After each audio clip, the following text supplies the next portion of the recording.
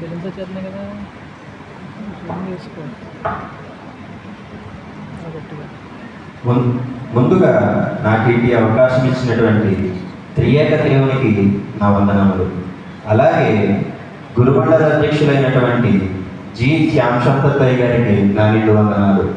అలాగే associate pastor అయినటువంటి Shri T శాలేంద్రరాజు గారికి నా నిండు వందనములు. మరియు అదే విధముగా ఎక్స్టీసీ వారికి హడే కమిటీ సభ్యులకు నా ప్రత్యేక వందనములు. మరియు కూడి వచ్చిన సంఘమునంతటికి నా వందనములు. మరి ముఖ్యంగా నా తోటి యూత్ వారందరికీ, నన్ను ప్రోత్సహించిన వారందరికీ నా వందనములు. చిన్న ప్రార్థన చేసుకుందాం.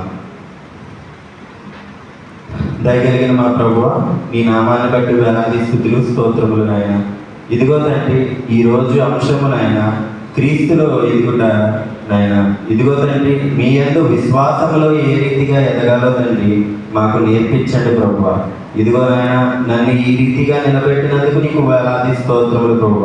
నేను ఏ పార్టీ వాడని నాయన, నా కుటుంబం ఏ పార్టీది నాయన, నాకు ఇంత ఘనతనిచ్చిన దేవా నీకు వందనాలు, వేలాది స్తోత్రములు ప్రభువ. ఇదిగో తండ్రి, క్రీస్తులో విశ్వాసములో ఏ రీతిగా ఎదగాలో నాయన ఈరోజు వాక్యము ద్వారా మీరు మాతో మాట్లాడండి ప్రభువ. నాయన ఇదిగో తండ్రి, గడిచిన యవనస్తుల ఆదివారం నుండి నాయన ఈ యవనస్తుల ఆదివారం వరకు నాయన మీ రెక్కల నీడలో నాయన మమ్మల్ని మరుగుపరిచినందుకు నీకు వందనాలు తండ్రి. తండ్రి, ఈ నాయన ఈరోజు వాక్యము నాయన విశ్వాసం ఏ రీతిగా మేము సంపాదించుకోవాలి అనేది నాయన మాకు తెలియజేస్తుంది తండ్రి. అదే రీతిగా మేము విశ్వాసంలో నీ వాక్యము ద్వారా ఏ రీతిగా నాయన వాక్యం చెప్పుచుండగా తండ్రి, నేనైతే కాదు తండ్రి, నాలో ఉండే మీరే సంఘముతో మాట్లాడండి నాయన, యువజనులతో మాట్లాడండి ప్రభు. ఇదిగో తండ్రి, పాపిని ఎప్పుడు నాయన నాకు ఇంత గొప్ప అవకాశం ఇచ్చినందుకు నీకు మరి ఒకసారి వందనములు తండ్రి. ఆమేన్. ముందుగా కూడి వచ్చిన వారందరికీ యువజనుల ఆదివార శుభాకాంక్షలు. నేడు యువజనుల ఆదివారం అంశము వచ్చేసి క్రీస్తునందు విశ్వాసములో ఎదుగుదల. మనము పాత నిబంధన పాఠ్యభాగము దావీదు రాసిన కీర్తనల గ్రంథం చూసినట్లయితే తండ్రి అయిన దేవుని ఆదరణ కనిపిస్తుంది, అక్కడ మనకు ప్రేమ కనిపిస్తుంది. అభిషేకముతో దావీదు గారు విశ్వాసంలో ఏ రీతిగా ఎదిగారనేది మనకు కనిపిస్తుంది. సువార్త పాఠ్యభాగం ద్వారా మనం చూస్తే అక్కడ తండ్రి అయిన దేవుడు కుమారునికి ఇచ్చిన అధికారం కనిపిస్తుంది. అలాగే ఫలింపు కలిగిన జీవితానికి సాదృశ్యం కనిపిస్తుంది. పత్రికా పాఠ్యభాగంలోనికి వస్తే విశ్వాసములో ఎలా జీవించాలి, ఎలా ఎదగాలి అనేది పౌలు గారి ద్వారా మనకి తేట తెల్లగా కనిపిస్తుంది. నేటి యువజనుల ఆదివారం కొరకు ఏర్పాటు చేయబడిన దావీదు రాసిన కీర్తన గ్రంథము 23వ అధ్యాయము చూసినట్లయితే ఆదరణ మరియు రక్షణ మనకు తెలియజేస్తుంది. దావీదు భక్తుడు చెప్పిన మాటలు మనకి కనిపిస్తున్నాయి.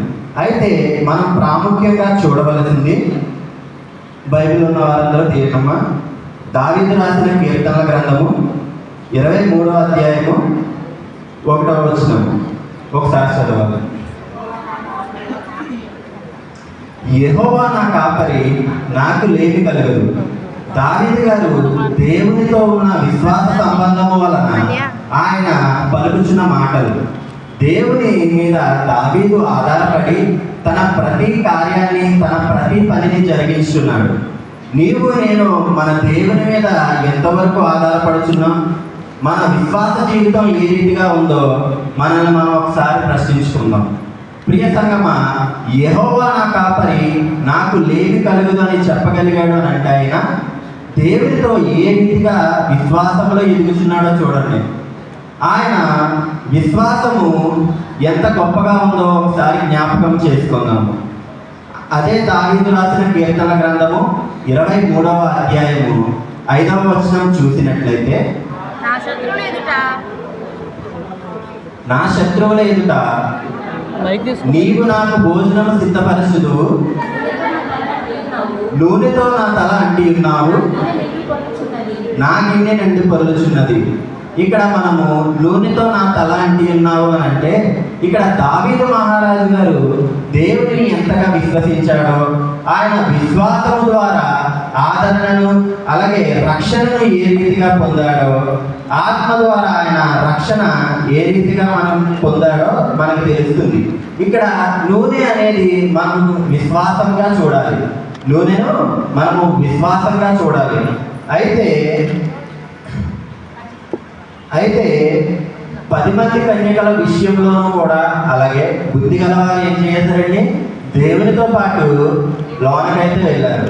మరి బుద్ధి లేని కన్యకలు వారి సిద్ధపాటు లేకపోవడం వలన ఏం జరిగిందండి? బయటనే విడిచిపెట్టడం జరిగింది. అదే రీతిగా అక్కడ నూనెను చూపిస్తున్నాడు దేవుడు. మనకు ఇక్కడ కూడా నూనెతో నా తల అంటి ఉన్నావు అనే మాటను మనం చూడగలుగుతున్నాం. అక్కడ నేను ఈ రీతిగా నాకు కొంత అర్థమైన రీతిలో నేను మీకు చెప్తున్నాను. దేవుడు నూనెను విశ్వాసంగా మనము చూడాలి. అయితే మనము దావీదు గారిని నూనెతో తల అంటారు కదా అని అనుకుంటాం. కానీ ఆయన పరిశుద్ధాత్మ అభిషేకము ద్వారా తల అంటబడిన వాడిగా మనం చూడాలి. ప్రియ సంగమా, నా గిన్నె నిండి పొర్లుచున్నది అనే మాటకు నా గిన్నె అనే దాన్ని మనము హృదయంగా ఒకసారి తీసుకున్నాం. మన హృదయం ఎప్పుడు నిండి పొందుతుందండి? ఈ లోకంలో జీవించినప్పుడా, దేవునికి దగ్గరగా జీవించినప్పుడా? నీవు దేవుని మందిరంలో ఎడతెగక నీ ప్రార్థన చేసినప్పుడు, అలాగే నీవు దేవుని వాక్యం అనుసరించి ఆయన ప్రకారము ఆయన వాక్యానుసారం జీవించినప్పుడు నీ హృదయము అనే గిన్నె నిండి పొంగుతుంది. ఆయన మనకి ఒకే ఒక ఆజ్ఞనైతే ప్రస్తుతానికి ఇచ్చారండి. ఆ ఆజ్ఞ ఏంటంటే నిన్ను వలె నీ పొరుగు వారిని ప్రేమించాలి. ఆ ఆజ్ఞ ఒకటి పాటిస్తే దేవుని యందు మనం విశ్వాస సహిత జీవితంలో జీవించగలము. అదే రీతిగా దావీదు వంశము నుండి వచ్చిన మన ప్రభు అయిన యేసుక్రీస్తు ఏమని పలుకుచున్నాడో ఒకసారి చూద్దాం. యోహాను రాసిన సువార్త 10వ అధ్యాయము 11వ వచనము. యోహాను రాసిన సువార్త 10వ అధ్యాయము 11వ వచనము. నేను గొర్రెలకు మంచి కాపరిని, మంచి కాపరి గొర్రెల కొరకు చాలు తన ప్రాణము పెట్టాను. ఇక్కడ మంచి కాపరి ఏం చేస్తున్నాడంటే తన గొర్రెల కొరకు, తనని నమ్మి ఉన్న గొర్రెల కొరకు తన ప్రాణము పెట్టుచున్నాడు. నా కాపరి నా కోసం ఏదైనా చేస్తాడనే విశ్వాసము మనలో ఉంటే దేవుడు మనల్ని ఎలాంటి పరిస్థితుల్లో నుంచైనా మన విశ్వాసము ద్వారా ఆయన మనలను లేవనెత్తగలడు. దేవుడు తన గొర్రెలకు మంచి కాపరిగా ఉంటున్నాడు. అలాగే ఆ గొర్రెలకు ఆపద సమయంలో వాటి కొరకు ప్రాణం పెట్టేవాడిగా కూడా ఉంటున్నాడని. దేవుడిని నమ్మిన మనము ఏ రీతిగా ఉన్నాం? ఆయన ఏదో విశ్వాసం ఉంచామా లేదా? అలాగే అట్టి దేవుడు మార్కు సువార్తకు వచ్చేసరికి ఏ రీతిగా మాట్లాడారు, ఆయన ఏం చెప్తున్నాడు అనేది మనం ఒకసారి చూద్దాం. మార్కు సువార్త 11వ అధ్యాయము 20వ వచనము 21. ప్రొద్దున వారు మార్గమున పోవుచుండగా ఆ అంజూరపు చెట్టు వేళ్ళు మొదలుకొని ఎండి ఎండుట చూచిరి. అప్పుడు పేతురు ఆ సంగతి జ్ఞాపకముకు తెచ్చుకొని, బోధకుడా, ఇదిగో నీవు శపించిన అంజూరపు చెట్టు ఎండిపోయేనని ఆయనతో చెప్పాను. ఏమైందంటే అక్కడ అంజూరపు చెట్టు ఎండిపోయినట చూస్తున్నాం. ఇక్కడ అంజూరపు చెట్టు ఫలము కొరకు సాదృశ్యముగా ఉన్నది. అలాగే ఫలింపు లేని చెట్టులా మనకు కనిపిస్తుంది. ఆకులు ముత్యముల వలె మెరుస్తున్నను, సమృద్ధిగా ఉన్నను. క్రీస్తు అక్కడికి వెళ్ళి చూసినప్పుడు ఆకులు విస్తారంగా ఉన్నప్పటికీ, పచ్చదనము చెట్టు నిండా నింపుకొని ఉన్నప్పటికీ అక్కడ ఏం లేదంటే చెట్టుకి ఫలాలు లేవు.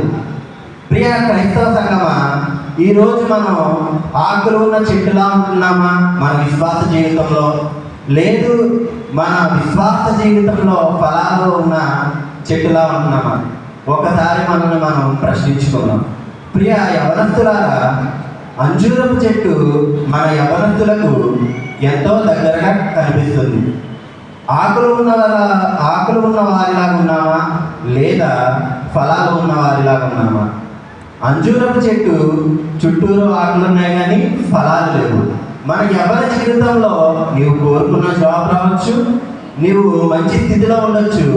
నీవు దేవుని యందు విశ్వాసం లేకపోతే నీకు పరలోక సంబంధమైన స్వాస్థ్యము దక్కదు. నీవు దేవుని యందు విశ్వాసము కలిగి ఉంటే నీ యవ్వన జీవితంలో దేవుడు నిన్ను అధికముగా ఇహమందు పరమందు కూడా ఆశీర్వదిస్తాడు. ప్రియ యవనస్తులారా, మీరు చర్చికి వచ్చినప్పుడు చేతిలో బైబిల్ పట్టుకుని వస్తున్నారు కానీ మీ హృదయములలో వినిన వాక్యమును పెట్టుకొనిచున్నారా? వినిన వాక్యానుసారం జీవిస్తున్నారా?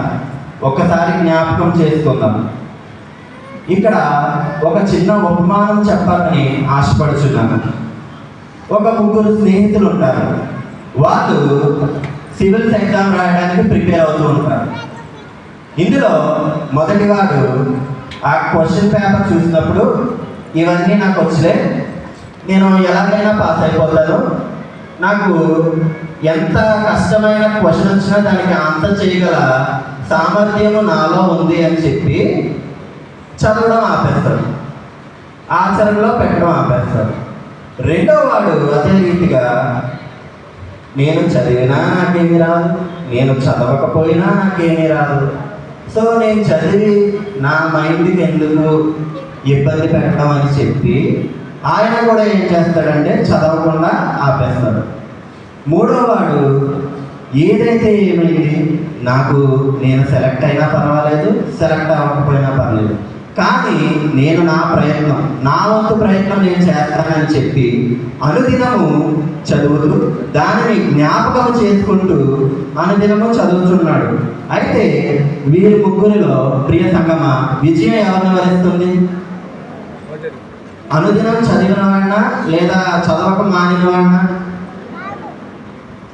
నా ప్రియ యవనస్తులారా, మీరు చర్చికి వస్తున్నారు, చేతిలో బైబిల్ పట్టుకుని వస్తున్నారు, కానీ వాక్యము మీ జీవితంలో ఉన్నదా? వినిన వాక్యమును విని విడిచిపెట్టేవారిలాగా ఉన్నారా? విని ఆచరణలో పెట్టేవారిలాగా ఉన్నారా? ఒక్కసారి మన జీవితాలను మనం ప్రశ్నించుకుందాం. ప్రియ సంగమా, నీవు దేవునిలో ఏ రీతిగా ఎదగాలంటే ఆయనను పోలి నీవు జీవించాలి, ఆయన క్రియలను నీలో కనిపించేలా జీవించాలి. ఈ రోజుల్లో యువత అనుకునే ఫలింపు ఏమిటి అని అంటే AI technology, Instagram, Facebook, Twitter, WhatsApp, YouTube మొదలైన సోషల్ మీడియా మాధ్యమాలను యువత ఎంచుకుంటున్నారు. వాటి ప్రభావము యువత మీద ఎక్కువగా పడుతున్నది. దేవుని మందిరములకు సమయం ఇవ్వట్లేదు, దేవుని వాక్యం వినడానికి సమయం ఇవ్వట్లేదు, కానీ ఈ సోషల్ మీడియా మీద మట్టికి చాలా ప్రభావము యువత మీద చూపుతుంది. అదే రీతిగా చెడు వ్యసనాలలోనూ చెడు బాటలోనూ యువత సాగుతుంది.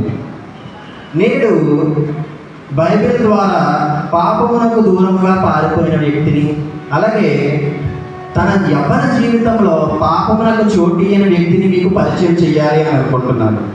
యోసేపు తన యజమాని భార్య తన యొద్దకు వచ్చి పాపము చేయమని ప్రేరేపించినప్పుడు ఆయన తనతో పాపము చేయడానికి ఇష్టపడక దేవునికి భయపడి ఆమెకు దూరంగా పారిపోతాడు. అయితే ఇక్కడ ఆయన పలికిన చాలా గొప్ప మాట ఏమిటి అని అంటే ఆదికాండము 39వ అధ్యాయము 9వ వచనము. ఆదికాండము 39వ అధ్యాయము 9వ వచనము. ఎవరైనా అందించాలి? కాబట్టి నేనెంటూ ఇంత ఘోరమైన దుష్కార్యము చేసి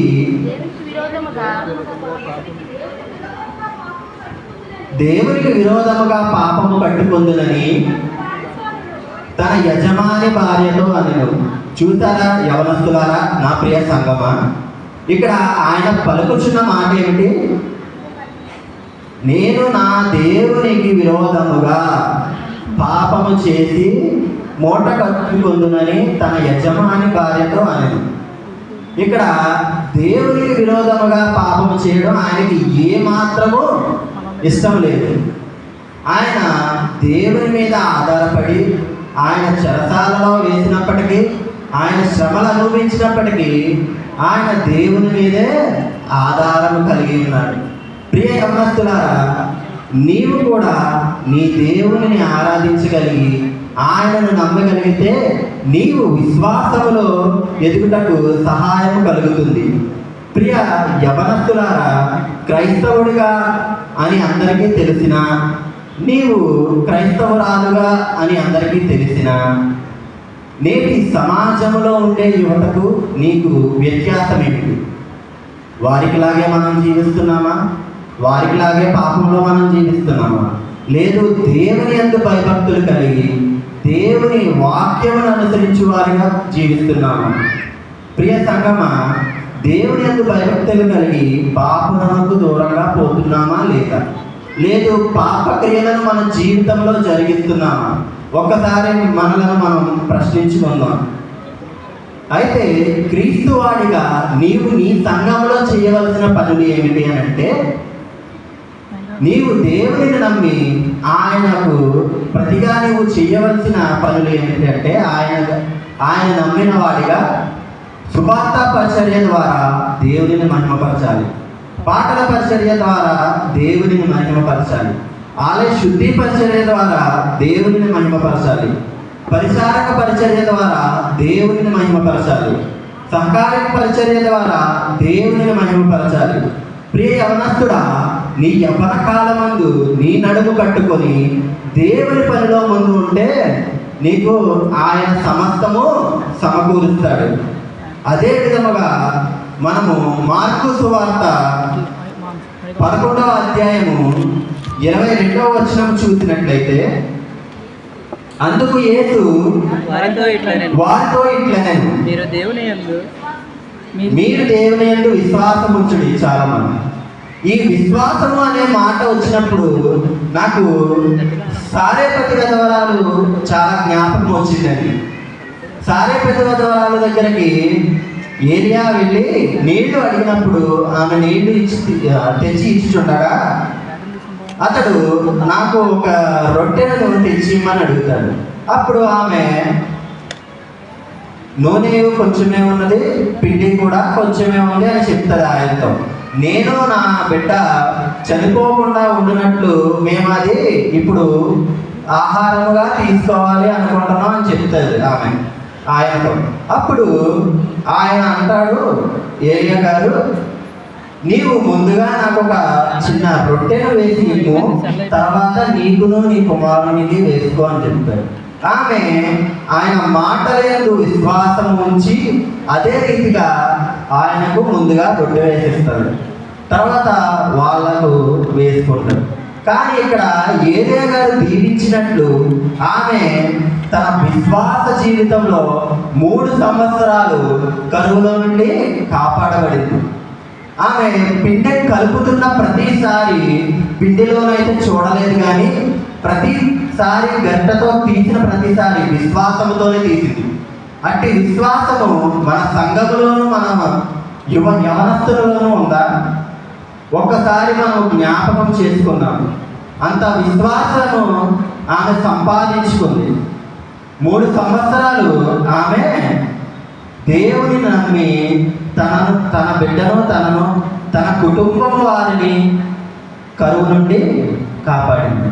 అదే రీతిగా మార్కు సువార్త 22-23 చూసినట్లయితే 11వ అధ్యాయము 22-23, అందుకు యేసు వారితో ఇట్లనెను, మీరు దేవుని యందు విశ్వాసం ఉంచుడి. ఎవడైనను ఈ కొండను చూచి నీవు ఎత్తబడి నీవు సముద్రంలో పడమని చెప్పి తన మనస్సులో సందేహింపక తను చెప్పునది జరుగునని నమ్మిన ఎడల వాడు చెప్పునది జరుగునని మీతో నిశ్చయముగా చెప్పుచున్నాను. అందును బట్టి మనము ఇక్కడ చూడవలసింది ఏమిటంటే, కొండని సైతం మనం ఎత్తే వారిగా ఉన్నామని చెప్తున్నాడు. కొండనంటే మనం డైరెక్ట్గా వెళ్ళి కొండలను ఎత్తేక్కర్లేదు. మన మన డైలీ వారి జీవితంలో మనకు వచ్చే శోధనలు, మనకు కలిగే అవమానాలు, మన జీవితంలో ఉండే బాధలను సహించగల శక్తి నీకు ఎప్పుడు దొరుకుతుందంటే, ఆయన యందు విశ్వాసము, ఆయన యందు నమ్మిక, ఆయన యందు ఆధారపడి ఉన్నప్పుడు నీకు దొరుకుతుంది. అందులో ఇక్కడ మనం చూసినట్లయితే అబ్రాము దేవుని యందు విశ్వాసము లేక మునుపు ఏ రీతిగా జీవించాడో, అబ్రహాముగా మారి దేవునిలో విశ్వాస జీవితం ఏ రీతిగా జీవించాడో మనందరికీ తెలిసిందే. అబ్రహాము విశ్వాసము ఎట్టిదో మనందరికీ తెలిసిందే. అబ్రహాము కలిగిన విశ్వాసము ఇక్కడ ఒక సంఘము కలిగింది. అదే ఎఫెసీలకు రాసిన పత్రిక 1వ అధ్యాయం 15వ వచనం 23 వరకు చూసినట్లయితే, ఇయ్యబడిన వాక్యము ద్వారా ఎఫెసీ వారి విశ్వాసము చాలా ఉన్నతంగా ఉంది. అంతకు ముందు వారు జీవించిన జీవితం ఏ రీతిగా ఉందో ఒకసారి జ్ఞాపకం చేసుకుందాం. అపోస్తుల కార్యములు 19వ అధ్యాయము 26-28 చదవండి. చదవండి, కంటిన్యూ చదవండి. అయితే చేతులుగా చేయబడిన దేవతలు కావని ఈ పౌలు చెప్పిన ఎఫెసులో మాత్రం కాదు, దాదాపు ఆసియా అంతటా బహుజనము ఒప్పించి త్రిప్పి ఉన్న సంగతి మీరు చూచి ఉన్నారని ఉన్నారు. మరియు ఈ మన వృత్తి అందు లక్ష్యము తప్పుకోవటే కాక మహాదేవి అయిన అడ్డిమే దేవి యొక్క గుడికాడ ధృవీకరింపబడి ఆసియా అంతయు భూలోకమంతయు పూజింపబడుచున్న ఈమె యొక్క గొప్పతనము తొలగిపోనని వరము తోచుతున్నదని వారితో చెప్పాను. వారు విని రౌద్రముతో నిండిన వారే ఎఫెసీయుల అర్థమేదియో మహాదేవి అని కేకలు వేసిరి. వారు ఏ రీతిగా ఉన్నారంటే విని రౌద్రులయ్యారంట. వారు రౌద్రులయ్యారు. ఏ మాట విని? అక్కడ పౌలు గారు పరిచర్య చేస్తున్నారు. ఆ పరిచర్య ద్వారా అక్కడ విగ్రహారాధన ఉండదేమో అని వారికి భయం తోచింది. అయితే ఎఫెసీ వారి జీవితం ఏ రీతిగా ఉందండి? వారు విగ్రహాలను ఆరాధించారు. వారి చేతులతో చేయబడిన విగ్రహాలను ఆరాధించారు. అదే రీతిగా వారి మధ్య పౌలు గారు పరిచర్య జరిగించి వారిని నిజదేవుడైన క్రీస్తు వైపుకు నడిపించి వారిని విశ్వాసములో క్రీస్తునందు ఎదిగేలాగా వారిని మార్చాడు. అయితే ఇక్కడ మన పాత జీవితాన్ని చూడాలి, మన దేవునిలో విశ్వాసంలో ఏ రీతిగా ఉన్నామో మనకి 2 జీవితాలు కనిపిస్తున్నాయి. ప్రియ యవనస్తుడా, నీవు పాత జీవితపు సంఖ్యలలో ఉండిపోతావా? నీవు దేవుని నమ్మి ఆయన నూతన జీవితంలోనికి ప్రవేశిస్తావా? అదే రీతిగా ఎఫెసీయులు ఏ రీతిగా విశ్వాసములో ఎదిగారో మనం చూసినట్లయితే, ఎఫెసీయులకు రాసిన పత్రిక 1వ అధ్యాయము 15-16 ఈ హేతువు చేత ప్రభువైన యేసునందలి మీ విశ్వాసమును గూర్చి పరిశుద్ధుల అందరి ఎదుట మీరు చూపుచున్న ప్రేమను గూర్చి నేను వినినప్పటి నుండి మీ విషయమై మానక దేవునికి కృతజ్ఞతాస్తుతులు చెల్లించుచున్నాను.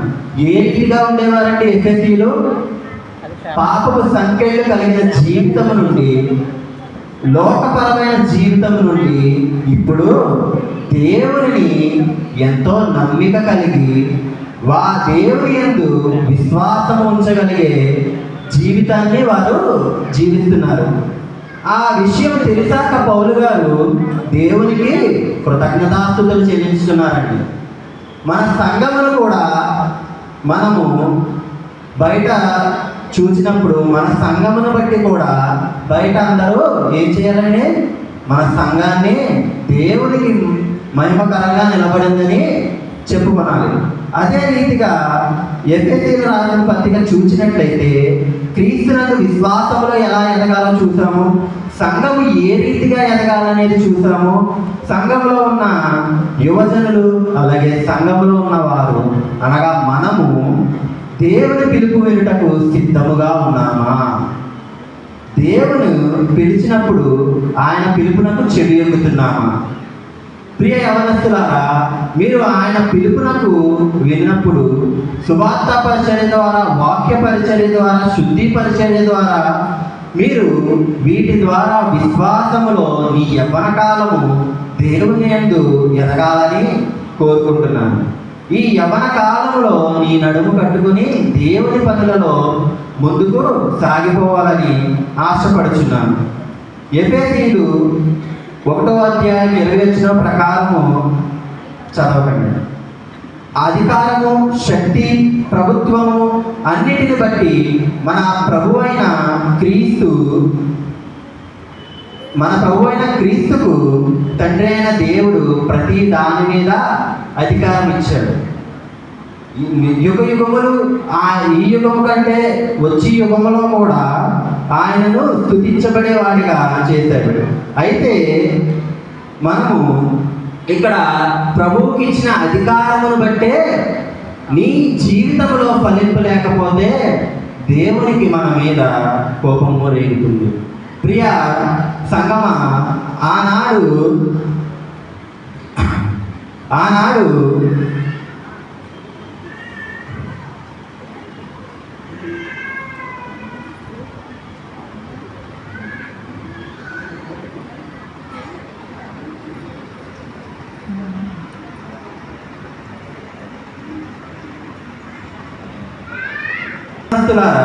మనము విశ్వాస సంబంధమైన ఫలింపు కలిగి ఉన్నామా లేదా ఏ రీతిగా ఉన్నామో ఒక్కసారి మనల్ని మనం ప్రశ్నించుకున్నాం. ఎఫెసీయులకు 22:1-22 ప్రకారం చూస్తే ఆయన సంఘమునకు శిరస్సై ఉన్నాడు. 22వ అధ్యాయం ప్రకారం చూస్తే ఆయన సంఘమునకు శిరస్సై ఉన్నాడు. అలాగే ఎఫెసీయులకు 5వ అధ్యాయము 23 ప్రకారం చూస్తే శరీరమునకు ఆయన రక్షకుడై ఉన్నాడు. ప్రియ సంగమా, ప్రియ యవనస్తులారా, మనము తెలుసుకోవలసింది మన జీవితంలో ఏ రీతిగా జీవిస్తున్నాం. ఈ లోక సంబంధమైన జీవితాన్ని జీవిస్తున్నామా లేదు దేవుని యందు జీవిస్తున్నామా? ఈ లోకంలో పాపములు చేయుటకు మన యవన కాలమును ఉపయోగిస్తున్నామా? మన చర్యాసనాలను బట్టి యవన కాలమును వృధా చేస్తున్నామా? ప్రియ యవనస్తులారా, యవన కాలమందు నీవు గనక దేవుని విడిచిపెట్టి దూరముగా పోతే, ఆయన నీ జీవితంలో ఫలింపు చూడకపోతే దేవుడు నిన్ను ఖచ్చితంగా ఖండిస్తాడు. మనము ఆయన మాటలను గైకొని ఆయన యందలి విశ్వాసము ద్వారా ఆయనను మహిమపరుస్తూ ఆయన సువార్త పరిచర్య ద్వారా మనము ముందుకు సాగితే ఆయన మనలను అత్యధికంగా దీవిస్తాడు. ప్రియ యవనస్తులారా, మనము జీవితంలో చాలా కోరుకుంటాం. నాకు మంచి జాబ్ రావాలి, నేను కోరుకున్న వారితో నా వివాహం జరగాలి, అలాగే సెటిల్డ్ లైఫ్ కావాలని కోరుకుంటాం. మనం ప్రార్థించిన ప్రతిసారి మనం దేవుని యొక్క ఈ విన్నపాలను పెడుతూ ఉంటాం. అయితే ప్రార్థిస్తున్నాం కానీ అవి మనకి దొరకడం లేదు. దొరకపోయేసరికి మనం ఏమవుతామనంటే దేవుని నుండి దూరస్థులం అయిపోతాం. అలాగే దేవునికి విరోధమైన పనులు చేయడం ప్రారంభిస్తాం. ప్రియ యవనస్తులారా, ఇక్కడ లాజరును సమాధి నుండి లేపిన దేవుడు నిన్ను నీ సమస్యల నుండి లేవనెత్తరా. లాజరు అక్కడ మనం చూసినట్లయితే చనిపోయి సమాధిలో పెట్టబడిన వాడే ఉన్నాడు. మరణము కంటే కోల్పోయేది ఏమైనా ఉంటుందా? మరణము కంటే గడిచిపోయిన కాలం ఏదైనా ఉంటుందా? మరణము కంటే తిరిగి రానిది ఏమైనా ఉంటుందా? కానీ అట్టి మరణము నుండి లాజరును లేపిన దేవుడు నీ స్థితి నుండి నిన్ను ఖచ్చితంగా లేపుతాడు. నీవు నీ గడియ వచ్చేంత వరకు మానక ఆయనను ప్రార్థించి విశ్వాసము కలిగి జీవించగలిగి ఉండాలి. ఈ వాక్యంలో మనం చూసినట్లయితే ముందుగా మనము ఏ రీతిగా దావీదు గారు విశ్వాసము ద్వారా అభిషేకం పొందాడో చూడగలుగుతున్నాము. అదే ఏ రీతిగా ఫలములు లేకపోతే అంజూరపు చెట్టులాగా శపించబడతామో చూస్తున్నాము. మరి ఏ విధమైన విశ్వాసము సంఘము కలిగి ఉండాలో అనేది కూడా చూస్తున్నాము. ప్రియ సంగమా, ఈరోజు మనము కొందరు విశ్వాసులను జ్ఞాపకం చేసుకుందాం. యోసేపు బానిసత్వంలో ఉండి ఏ మాత్రము దేవుని యందు విశ్వాసము విడిచిపెట్టలేదండి. ఆయన ఎన్ని బాధలు పడ్డా, ఎన్ని శోధనలు పడ్డా ఆయన ఏమాత్రము దేవుని యందు విశ్వాసము విడిచిపెట్టలేదు. అబ్రహాము దేవుడు ఇచ్చి గర్భఫలమునకు ఎప్పుడు అనుమానింపలేదండి. ఆయన ఖచ్చితంగా ఇస్తాడు అనే విశ్వాసంతోనే ఆయన జీవించాడు. దానియేలు గారు ఎన్ని శ్రమలు పడ్డా ఆయన కూడా ఏ మాత్రము దేవుని విడిచిపెట్టలేదు. మన యేసుక్రీస్తు వారు తన తండ్రి అయిన దేవుని యందు విశ్వాసము ఏ రీతిగా కనపరిచాడో మనందరికీ తెలిసిందే. ఆ రీతిగా మనము మన విశ్వాస జీవితంలో సాగిపోవాలి. స్టెఫెను వలె మనము విశ్వాసము కలిగి ఉండాలి. పౌలు చెరసాలలో వేసినప్పుడు కూడా ఆయన ఏమాత్రము ఆయన విశ్వాసము పోలేదండి. దావీదు గారు తన చిన్ననాటి నుండి తన విశ్వాస జీవితంలో సాగిపోయాడు.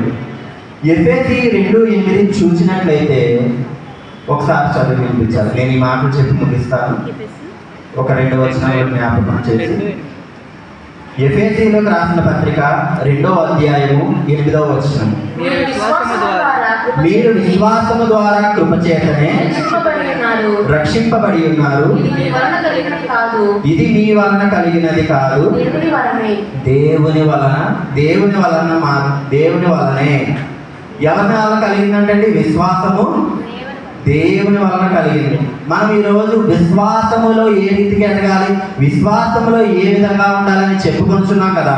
అసలు విశ్వాసము లేకపోతే దేవుడికి మనం ఇష్టలు అవుతామా, అయిష్టులు అవుతామా? విశ్వాసము లేని వారిగా జీవిస్తే మన పరిస్థితి ఏ రీతిగా ఉంటుంది అని అంటే, హెబ్రీయులకు రాసిన పత్రిక 11వ అధ్యాయము 6వ వచనం. హెబ్రీయులకు రాసిన పత్రిక 11వ అధ్యాయము 6వ వచనము. విశ్వాసము లేకుండా దేవునికి ఇష్టడై ఉండుట అసాధ్యము. చాలు తల్లి. ఏంటంటే ఇక్కడ మనం మరొకసారి చదువుతున్నాను, ఒకసారి వినండి. విశ్వాసము లేకుండా దేవునికి ఇష్టడై ఉండుట అసాధ్యము. ప్రియ సంగమా, మనం ఎన్ని మంచి పనులు చేసినా, ఎన్ని మంచి కార్యాలు చేసినా, మనము చర్చిలో విన్న దాన్ని విశ్వసించకపోతే, మన జీవితంలో నెరవేర్చకపోతే నీవు దేవునికి ఏమవుతాడంటండి? ఇష్టమై ఉండవంట. అంటే దేవుడు నిన్ను పక్కన పెట్టేస్తాడు. నీవు ఆయనను విశ్వసించకపోతే, ఆయన ఆజ్ఞను గైకొనకపోతే.